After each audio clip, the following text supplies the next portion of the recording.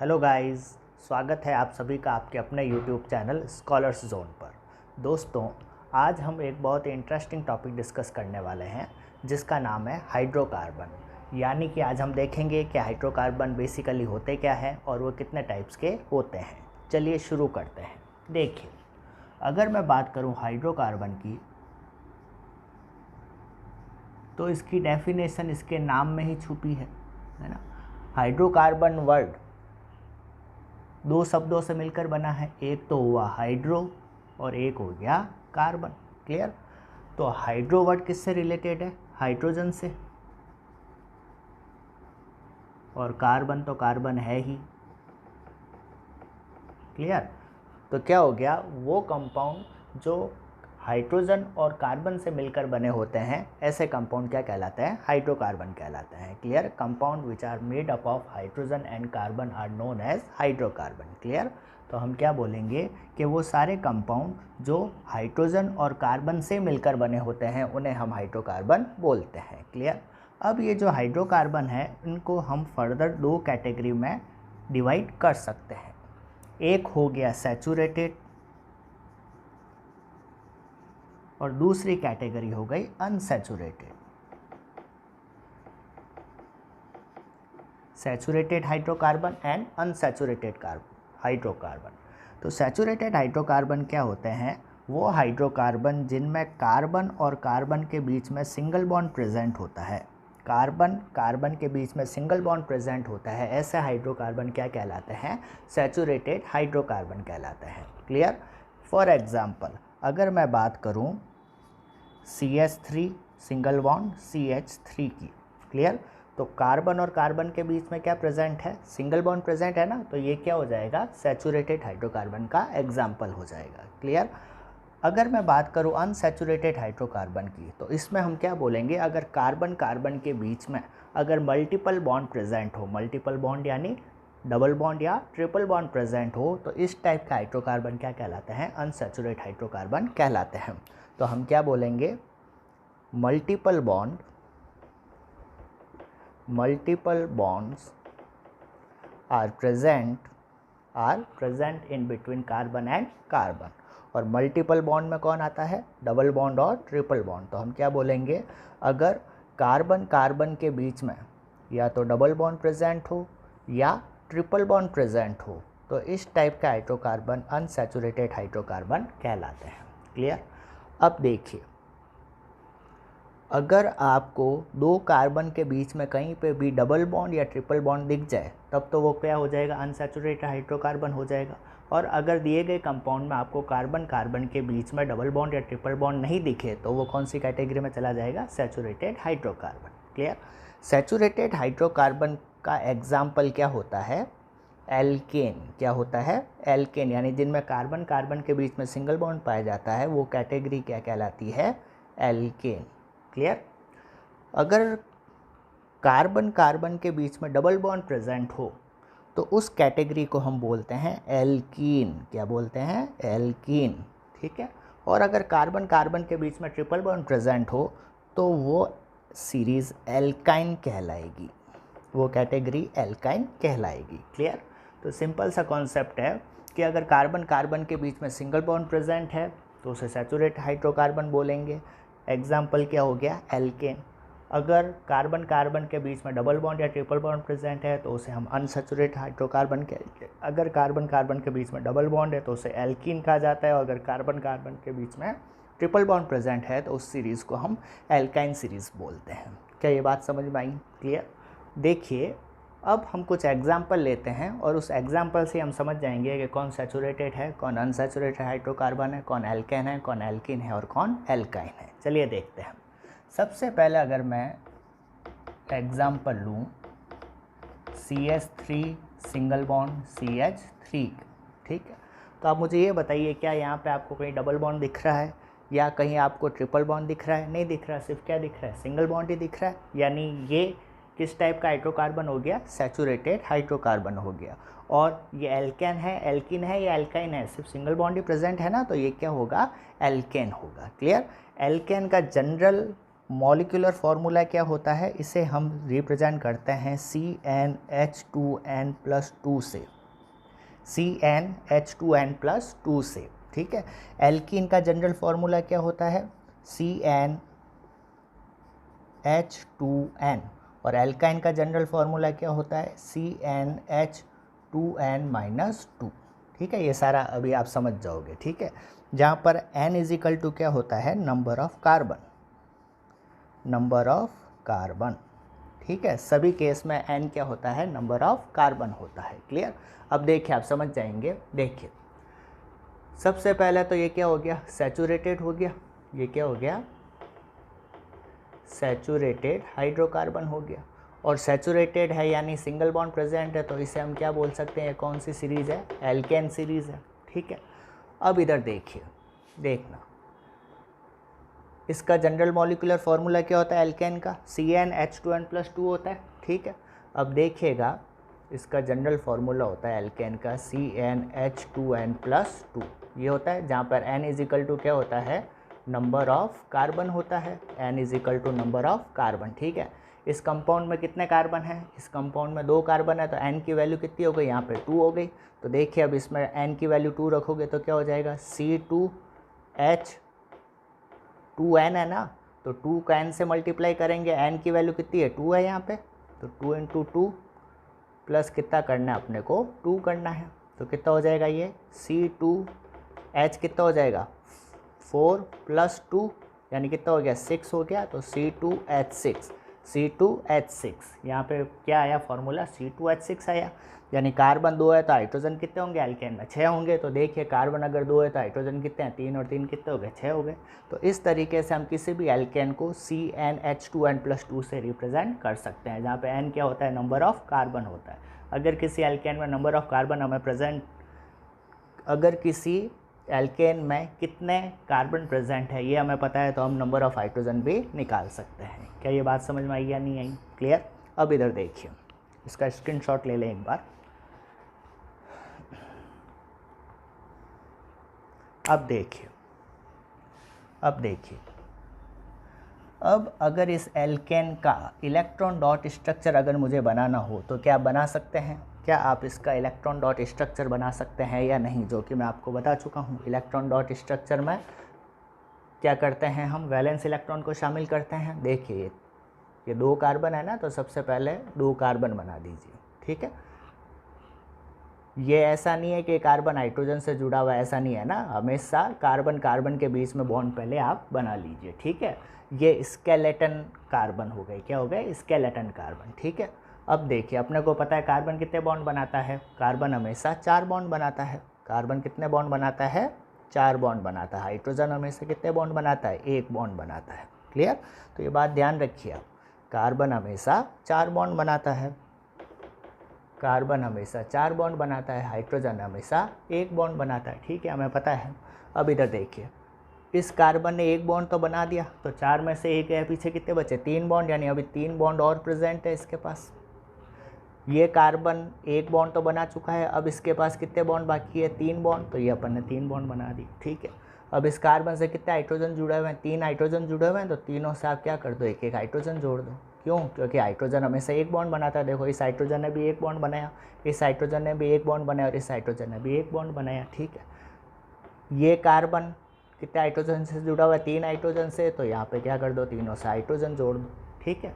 तो अब क्या हो गया, देखिए हर कार्बन 4 बॉन्ड बना रहा है, ये कार्बन भी 4 बॉन्ड बना रहा है, ये कार्बन भी 4 बॉन्ड बना रहा है, ठीक है। और हर हाइड्रोजन 1 बॉन्ड बना रहा है, देख लीजिए, यानी अपन ने जो स्ट्रक्चर बनाई वो बिल्कुल सही है, ठीक है। अब हमें क्या करना है, देखो इस CH3 को मैं ऐसे भी लिख सकता हूँ, C2H6 भी लिख सकता हूँ, C2H6 भी लिख सकता हूँ, ठीक है। तो C2H6 तो इसका क्या हो गया, मॉलिक्यूलर फार्मूला हो गया। और अगर इसकी स्ट्रक्चर लिखूँ इस तरीके से, तो ये कहलाता है इसका स्ट्रक्चरल फार्मूला।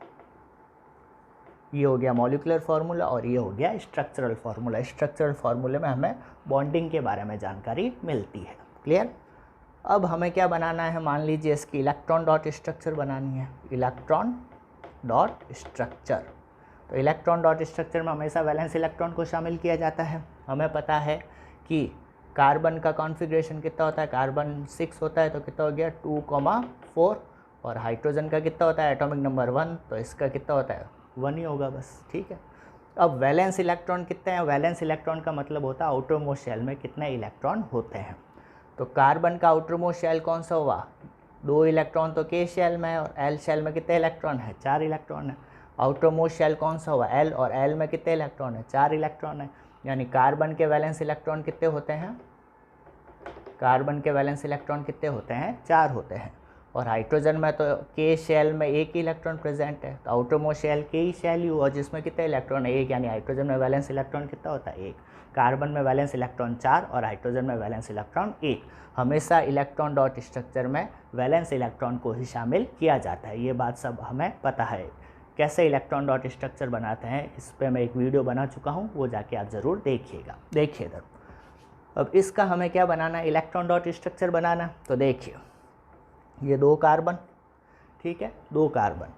अब देखिए इस कार्बन के वैलेंस इलेक्ट्रॉन कितने होते हैं 4, तो इसके पास भी 4 इलेक्ट्रॉन है, इसके पास भी 4 इलेक्ट्रॉन है। तो देखिए 1 इलेक्ट्रॉन, 2 इलेक्ट्रॉन, 3 इलेक्ट्रॉन और 4 इलेक्ट्रॉन। इस कार्बन के वैलेंस इलेक्ट्रॉन भी कितने हैं 4, 1 2 3 और ये 4, ठीक है। अब इधर देखिए हाइड्रोजन के पास तो 1 इलेक्ट्रॉन है, ठीक है। तो देखिए ये हाइड्रोजन इसके पास 1 इलेक्ट्रॉन ही है, यह हाइड्रोजन इसके पास 1 इलेक्ट्रॉन ही है, यह हाइड्रोजन इसके पास 1 इलेक्ट्रॉन, यहाँ पे भी हाइड्रोजन के पास 1 इलेक्ट्रॉन ही है। ये कार्बन भी तो 3 हाइड्रोजन से जुड़ा हुआ है, ये 1 इलेक्ट्रॉन, इस हाइड्रोजन के पास भी 1 इलेक्ट्रॉन और इस हाइड्रोजन के पास भी 1 इलेक्ट्रॉन, कर दिया। अब क्या होता है आपको पता है, ये कोवेलेंट कंपाउंड और कोवेलेंट कंपाउंड में कोवेलेंट बॉन्ड हमेशा शेयरिंग ऑफ इलेक्ट्रॉन से बनता है। शेयरिंग ऑफ इलेक्ट्रॉन का मतलब इस कार्बन ने अपना 1 इलेक्ट्रॉन दिया, इस हाइड्रोजन ने भी अपना 1 इलेक्ट्रॉन दिया। अब इन दोनों इलेक्ट्रॉन पर कार्बन का भी बराबर का हक है और इस हाइड्रोजन का भी बराबर का हक है, इसे हम क्या बोलते हैं शेयरिंग ऑफ इलेक्ट्रॉन। क्लियर।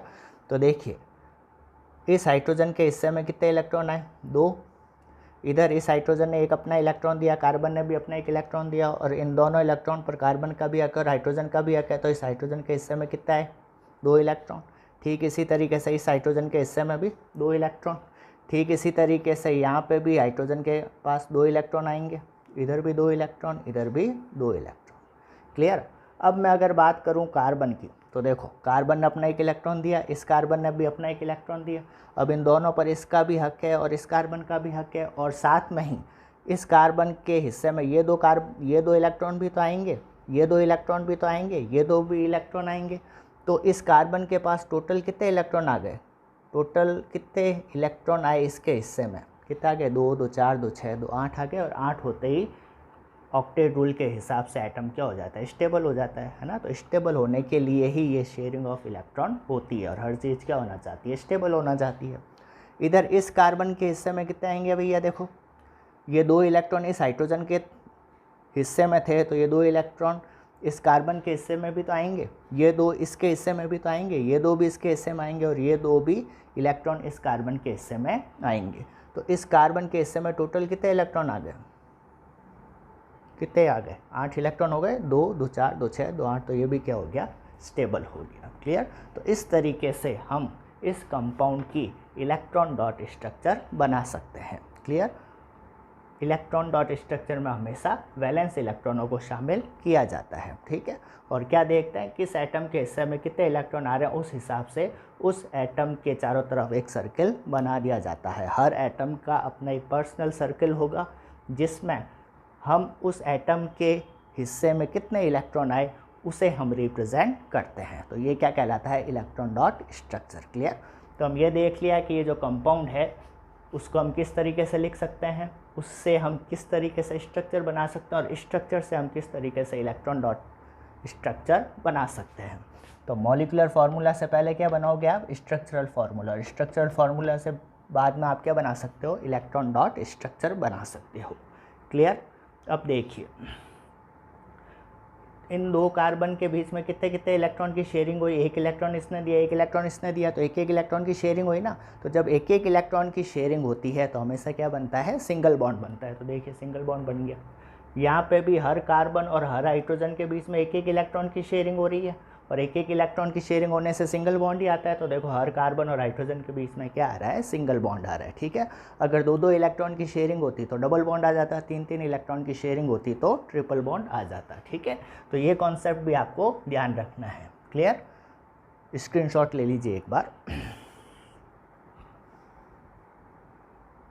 चलिए देखिए, अब दूसरा कंपाउंड देखते हैं। देखिए भैया, अब अगर मैं आपको कंपाउंड दूं, अब मैंने आपको कंपाउंड दिया CH2 डबल बॉन्ड CH2। ठीक है, तो देखिए क्या आपको इस कंपाउंड में कार्बन कार्बन के बीच में डबल बॉन्ड दिख रहा है? डबल बॉन्ड दिखते ही एक ऐसा कार्बन हो गया, एक ऐसा कंपाउंड हो गया, अनसैचुरेटेड कंपाउंड हो गया। तो ये कैसा हो गया? Unsaturated compound. और अनसैचुरेटेड में भी एल्कीन है या एल्काइन है? चूँकि कार्बन कार्बन के बीच में डबल बॉन्ड प्रेजेंट है, इसलिए कौन सी कैटेगरी कहलाएगी?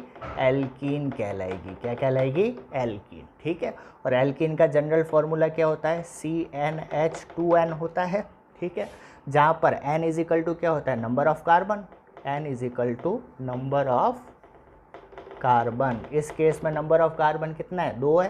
ठीक है, तो अगर नंबर ऑफ कार्बन 2 है तो हाइड्रोजन कितने होंगे? तो देखना n की जगह आप कितना रख दोगे? 2 H2 और n की वैल्यू भी कितनी रखनी है? 2 ही रखनी है। तो 2 × 2 कितने हो गए? 4, यानी हाइड्रोजन कितने हो जाएंगे? 4। तो क्या फॉर्मूला आ गया? C2H4। C2H4। तो अगर एल्कीन में 2 कार्बन है तो हाइड्रोजन कितने होंगे? 4 होंगे। तो देखिए 2 कार्बन है तो हाइड्रोजन कितने हो गए? 2 और 2 कितने हो गए? 4 हो गए। यानी इस कंपाउंड को मैं कैसे लिख सकता हूँ? C2H4 भी लिख सकता हूँ। इसी कंपाउंड को C2H4 भी लिख सकता हूँ। क्या ये बात आपके समझ में आई या नहीं आई? कर लोगे? अब देखिए, अब इस कंपाउंड का मुझे क्या बनाना है? इलेक्ट्रॉन डॉट स्ट्रक्चर बनानी है। और इलेक्ट्रॉन डॉट स्ट्रक्चर कैसे बनाते हैं हमें पता है। इलेक्ट्रॉन डॉट स्ट्रक्चर तो क्या करेंगे? देखिए कितने कार्बन है? 2 कार्बन है, ये 2 कार्बन है। इन दोनों कार्बन के बीच में क्या प्रेजेंट है? इन दोनों कार्बन के बीच में डबल बॉन्ड प्रेजेंट है। तो ये डबल बॉन्ड मैंने बना दिया। ठीक है, अब कार्बन कितने बॉन्ड बनाता है? हमेशा 4 बॉन्ड बनाता है। तो इस कार्बन ने 2 बॉन्ड बना दिए, तो अब इसके पास कितने बाकी रहेंगे? 4 में से 2 के पीछे 2 बचे, 2 बॉन्ड बना दो। इस कार्बन ने भी 2 बॉन्ड बना दिए, तो पीछे कितने बॉन्ड बचेंगे? 2 बॉन्ड बचेंगे, है ना, क्योंकि कार्बन हमेशा कितने बॉन्ड बनाता है? 4 बॉन्ड ही बनाता है। क्लियर। अब इस कार्बन से कितने हाइड्रोजन जोड़ने? इस कार्बन से कितने जोड़ने? 2 हाइड्रोजन, ये 1 हाइड्रोजन, ये 2 हाइड्रोजन। इस कार्बन से भी कितने जोड़ने? 2 हाइड्रोजन, 1 हाइड्रोजन, 2 हाइड्रोजन। तो ये हमने क्या बना दी? इसकी स्ट्रक्चर बनी। अभी क्या बनी? Structure formula. क्या बना दिया? Structural formula. अब स्ट्रक्चर फॉर्मूला बना दिया, तो अब इससे इलेक्ट्रॉन डॉट स्ट्रक्चर बनाना इजी होगा। कैसे होगा? देखिए एक बार स्क्रीनशॉट ले लीजिए आप।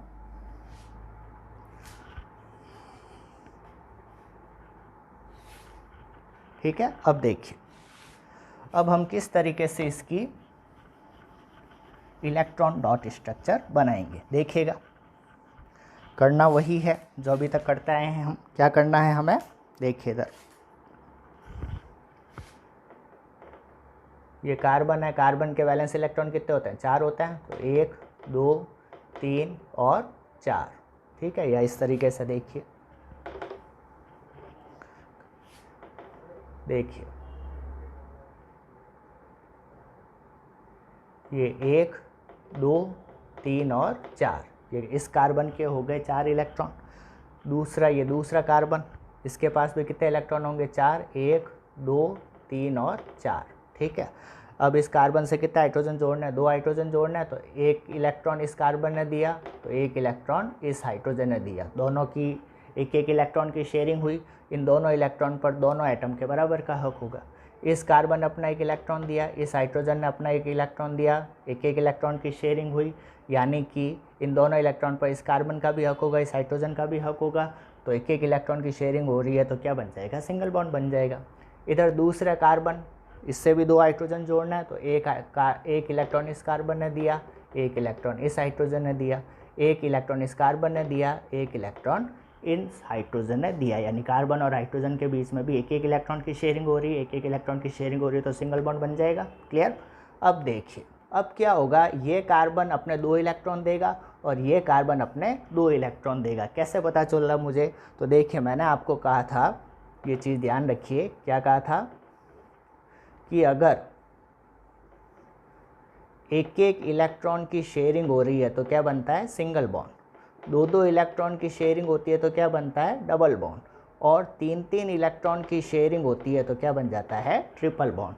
चूँकि यहाँ कार्बन कार्बन के बीच में डबल बॉन्ड प्रेजेंट है ना, तो हमें आइडिया लग गया है कि हो ना हो इन दोनों कार्बन के बीच में 2 इलेक्ट्रॉन की शेयरिंग हो रही होगी। 2 का मतलब ये कार्बन भी अपने 2 इलेक्ट्रॉन देगा और ये कार्बन भी अपने 2 इलेक्ट्रॉन देगा। और इन चारों कार्बन पर इन चारों इलेक्ट्रॉनों पर इस कार्बन का भी हक है और इस कार्बन का भी हक है, क्योंकि शेयरिंग का मतलब क्या होता है कि बीच में जितने भी इलेक्ट्रॉन पड़े हैं दोनों एटम के बराबर का हक है। क्लियर। अब देखिए इस हाइड्रोजन के हिस्से में कितने इलेक्ट्रॉन आए, 2 इलेक्ट्रॉन।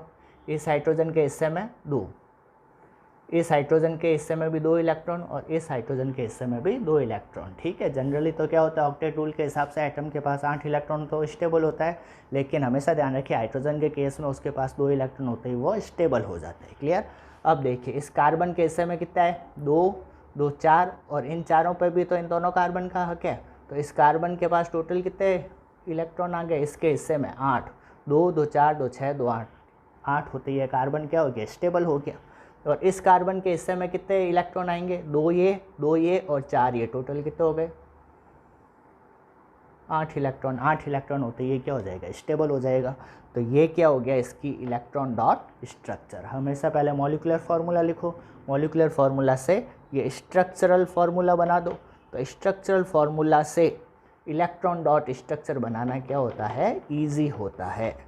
ठीक है। स्ट्रक्चरल फार्मूला से हमें पता चल जाएगा, अच्छा डबल बॉन्ड है, इसका मतलब हो ना हो 2 इलेक्ट्रॉन की शेयरिंग हो रही है। अगर सिंगल बॉन्ड है तो हो ना हो 1 इलेक्ट्रॉन की शेयरिंग हो रही है। और अगर स्ट्रक्चरल फार्मूला में ट्रिपल बॉन्ड आ जाए तो हो ना हो 3 इलेक्ट्रॉन की शेयरिंग हो रही है। क्या ये कॉन्सेप्ट समझ में आया या नहीं? क्लियर। अब इधर देखिए, अब एक अगला और एग्जाम्पल देता हूँ, स्क्रीनशॉट ले लीजिए एक बार इसका। अब देखिए, अब अगर मैंने कंपाउंड दिया CH triple bond CH triple bond CH, तो देखिएगा CH ट्रिपल बॉन्ड CH। पहले तो ये बताओ कि ये सैचुरेटेड है अनसैचुरेटेड है। देखिए कार्बन कार्बन के बीच में ट्रिपल बॉन्ड आ गया, यानी ये कैसा हो गया, मल्टीपल बॉन्ड आ गया ना, तो ये क्या हो गया,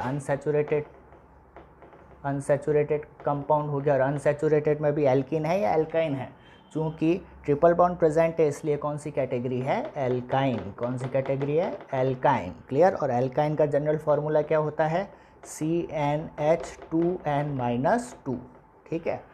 जहाँ पर वही केस, सारा खेल वही है, n इजिकल टू क्या है, नंबर ऑफ कार्बन। और इस केस में नंबर ऑफ कार्बन कितना है, 2 है। तो अगर नंबर ऑफ कार्बन अपने को पता है तो इस फॉर्मूले में वैल्यू रखकर अपन नंबर ऑफ हाइड्रोजन भी निकाल सकते हैं। तो कितना हो जाएगा, Cn की जगह कितना रख देंगे, 2n है ना, तो 2 और n की वैल्यू कितनी रखनी पड़ेगी, 2 रखनी पड़ेगी, -2। तो कितना हो जाएगा, C2H4 -2 हो जाएगा। 2 × 2 कितना हो गया, 4। 4 में से 2 हो गया, पीछे कितना बचा, 2, यानी C2H2 ये फॉर्मूला बनेगा। तो देखिए कार्बन कितना है, 2, तो हाइड्रोजन भी कितना है, 2, तो सेम आ रहा है ना। तो हम क्या बोलेंगे, एल्काइन को जनरल फार्मूले से किस तरीके से रिप्रेजेंट कर सकते हैं, CnH2n-2 से। ठीक है। तो ये क्या हो गया, इसी को हम C2H2 भी लिख सकते हैं। क्या ये कॉन्सेप्ट समझ में आया या नहीं? क्लियर। अब स्क्रीनशॉट ले लीजिए और इसकी भी हम इलेक्ट्रॉन डॉट स्ट्रक्चर देख लेते हैं। चलिए देखिए, कुछ नहीं, अब तो खुद को पता चल जाना चाहिए। अब कितने ट्रिपल बॉन्ड है ना, तो हो ना हो कार्बन कार्बन के बीच में 3 इलेक्ट्रॉन की शेयरिंग हुई होगी। इस कार्बन ने भी अपने 3 इलेक्ट्रॉन दिए होंगे और इस कार्बन ने भी अपने 3 इलेक्ट्रॉन रखे होंगे बीच में, और उन 6 इलेक्ट्रॉन पर इस कार्बन का भी हक है और इस कार्बन का भी हक है। इसी से तो बनता है कोवेलेंट बॉन्ड। तो क्या होगा, देखिए क्या करेंगे हम, पहले इसकी स्ट्रक्चर बना देते हैं। ये C2H2 तो क्या हो गया, इसका मॉलिक्यूलर फार्मूला हो गया। ये तो क्या हो गया, इसका मॉलिक्यूलर फार्मूला हो गया। मॉलिक्यूलर फार्मूला से हम क्या बनाते हैं, स्ट्रक्चरल फार्मूला बनाते हैं। तो देखो कार्बन कार्बन बीच में क्या प्रेजेंट है, ट्रिपल बॉन्ड तो प्रेजेंट हो ही गया। अब कार्बन कितने बॉन्ड बनाता है, 4, इस कार्बन ने 3 बना दिए तो 1 बाकी रहा इसके पास। इस कार्बन ने भी 3 बॉन्ड बना दिए तो 4 में से 3 गए, पीछे कितना बचा, 1 बचा। अब 1 से क्या जोड़ देना आपको, हाइड्रोजन। इस कार्बन से एक हाइड्रोजन जुड़ा हुआ है ना, ये जोड़ दिया। इस कार्बन से भी एक हाइड्रोजन जुड़ा हुआ है, ये जोड़ दिया। ये क्या हो गया, इसका स्ट्रक्चरल फार्मूला। अब स्ट्रक्चरल फार्मूला से हम क्या बना देंगे, इलेक्ट्रॉन डॉट स्ट्रक्चर बना देंगे। समझ गए।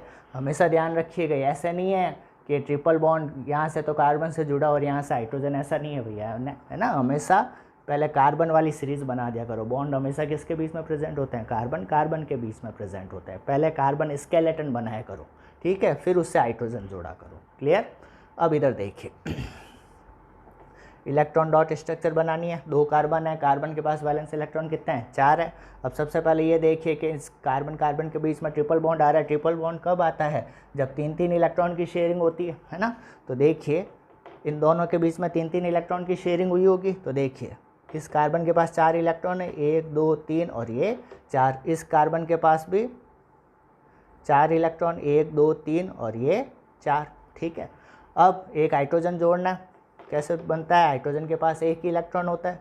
तो इस हाइड्रोजन ने अपना 1 इलेक्ट्रॉन दिया, इस कार्बन ने अपना 1 इलेक्ट्रॉन दिया, 1-1 इलेक्ट्रॉन की शेयरिंग हुई तो क्या बन जाएगा, सिंगल बॉन्ड बन जाएगा। इधर इस कार्बन से भी एक हाइड्रोजन जुड़ा हुआ है, 1 इलेक्ट्रॉन इस कार्बन ने दिया तो 1 इलेक्ट्रॉन ये हाइड्रोजन देगा, 1-1 इलेक्ट्रॉन की शेयरिंग होगी, है ना। अब क्या हो जाएगा, इस हाइड्रोजन के हिस्से में कितना है, 2, इस हाइड्रोजन के हिस्से में भी कितना आ गया, 2। अब कार्बन के हिस्से में कितना आएंगे, इस कार्बन के हिस्से में ये 2 इलेक्ट्रॉन तो आएंगे, साथ साथ में ये 6 इलेक्ट्रॉन भी तो आएंगे। क्यों, क्योंकि यहाँ पे 1-1 इलेक्ट्रॉन की शेयरिंग हो रही है। शेयरिंग का मतलब इन 2 पर हाइड्रोजन का भी हक है और कार्बन का भी हक है। और इधर 3-3 इलेक्ट्रॉन की शेयरिंग हो रही है तो इन 6 इलेक्ट्रॉन पर इस कार्बन का भी हक है और इस कार्बन का भी हक है। तो इस पर्टिकुलर इस कार्बन के हिस्से में टोटल कितने इलेक्ट्रॉन आ गए, 6 और 2 8, 8 होते ये कार्बन क्या हो गया, स्टेबल हो गया। ठीक इसी तरीके से इस कार्बन के हिस्से में भी ये 2 इलेक्ट्रॉन तो आ ही रहे हैं, साथ साथ में ये 6 इलेक्ट्रॉन भी तो आ रहे हैं। तो इस कार्बन के हिस्से में टोटल कितने इलेक्ट्रॉन आ गए, 8 इलेक्ट्रॉन। 8 इलेक्ट्रॉन आते ही ये क्या हो गए, इसकी electron dot structure. Clear. Carbon तो 8 इलेक्ट्रॉन होने से स्टेबल हो जाता है और हाइड्रोजन 2 इलेक्ट्रॉन होने से स्टेबल हो जाता है। क्लियर। तो ये छोटी छोटी बातें ध्यान रखनी है इलेक्ट्रॉन डॉट स्ट्रक्चर में। पहला तो कार्बन हमेशा 4 बॉन्ड बनाएगा, हाइड्रोजन हमेशा 1 बॉन्ड ही बनाता है। ये तो याद ही हो गया कि कार्बन के वैलेंस इलेक्ट्रॉन कितने होते हैं, 4, और हाइड्रोजन का वैलेंस इलेक्ट्रॉन 1 ही होता है। साथ में ये ध्यान रखोगे अगर 1-1 इलेक्ट्रॉन की शेयरिंग हो रही है तो सिंगल बॉन्ड बनेगा, 2-2 इलेक्ट्रॉन की शेयरिंग होने से डबल बॉन्ड बनेगा और 3-3 इलेक्ट्रॉन की शेयरिंग होने से ट्रिपल बॉन्ड बनेगा। समझ गए। और बस इस तरीके से कोई भी कंपाउंड दे रखा हो उससे पहले आप स्ट्रक्चरल फार्मूला बना दो। स्ट्रक्चरल फार्मूला कैसे बनाओगे इस बात को ध्यान में रखते हुए कि कार्बन हमेशा 4 बॉन्ड ही बनाएगा और हाइड्रोजन हमेशा 1 बॉन्ड ही बनाएगा। इस बात को ध्यान में रखते हुए आप पहले स्ट्रक्चरल फार्मूला बना दो और स्ट्रक्चरल फार्मूले से हम इलेक्ट्रॉन डॉट स्ट्रक्चर आसानी से बना सकते हैं। अगर स्ट्रक्चरल फार्मूले में सिंगल बॉन्ड ही आ रहा है सब जगह, यानी 1-1 इलेक्ट्रॉन की शेयरिंग हो रही होगी, है ना। 1-1 इलेक्ट्रॉन की शेयरिंग होती है तो सिंगल बॉन्ड आता है, 2-2 इलेक्ट्रॉन की शेयरिंग होती तो डबल बॉन्ड आता है। और चूँकि यहाँ ट्रिपल बॉन्ड आ रहा है तो अंडरस्टूड है कि यहाँ पे 3-3 इलेक्ट्रॉन की शेयरिंग हुई होगी। ठीक है। तो जब भी इलेक्ट्रॉन डॉट स्ट्रक्चर बनाना हो तो पहले आप स्ट्रक्चरल फार्मूला बनाओ और उससे आप इलेक्ट्रॉन डॉट स्ट्रक्चर आसानी से बना सकते हो, इन बातों का ध्यान में रखते हुए। क्लियर। तो अब आप आसानी से समझ गए होंगे कि हाइड्रोकार्बन क्या होता है। ये देखिए, ये क्या, ये हाइड्रोकार्बन है क्या, कैसे पता चले ये हाइड्रोकार्बन है या नहीं है, क्योंकि ये सिर्फ किससे बना है, कार्बन और हाइड्रोजन से ही तो बना है। तो कार्बन और हाइड्रोजन से बना है तो इसको हम हाइड्रोकार्बन बोलेंगे। ठीक है। और कुछ है क्या कार्बन और हाइड्रोजन के अलावा, नहीं है। तो ये क्या है, हाइड्रोकार्बन है। और हाइड्रोकार्बन 2 टाइप के, सैचुरेटेड और अनसैचुरेटेड। अगर कार्बन कार्बन के बीच में सिंगल बॉन्ड है तो वो क्या हो जाता है, सैचुरेटेड। उसका एग्जाम्पल एल्केन। अगर कार्बन कार्बन के बीच में डबल बॉन्ड या ट्रिपल बॉन्ड प्रेजेंट हो तो अनसैचुरेटेड।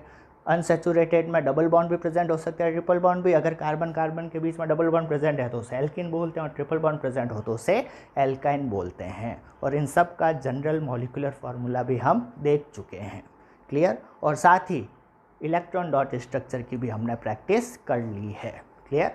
तो अब अगर आपको ये सारे कॉन्सेप्ट समझ में आ गए हैं तो आपको एक छोटा सा होमवर्क दे रहा हूँ। आपको मुझे कमेंट बॉक्स में कमेंट करके बताना है। क्या बताना है कि ये जो कंपाउंड मैं लिख रहा हूँ ये सैचुरेटेड हाइड्रोकार्बन है या अनसैचुरेटेड है, सैचुरेटेड कंपाउंड है या अनसैचुरेटेड। कौन सा कंपाउंड लिखा मैंने?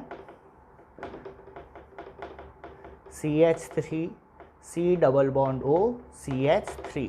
क्या नाम होता है इस कंपाउंड का? एसीटोन। तो मुझे ये बताना है कि ये जो एसीटोन है ये सैचुरेटेड कंपाउंड है या अनसैचुरेटेड कंपाउंड है, ये आपको मुझे कमेंट बॉक्स में कमेंट करके ज़रूर बताना है। क्लियर? तो दोस्तों आज के इस लेक्चर में आप हाइड्रोकार्बन के बारे में अच्छे से सारी बातें, सारे कॉन्सेप्ट समझ गए होंगे।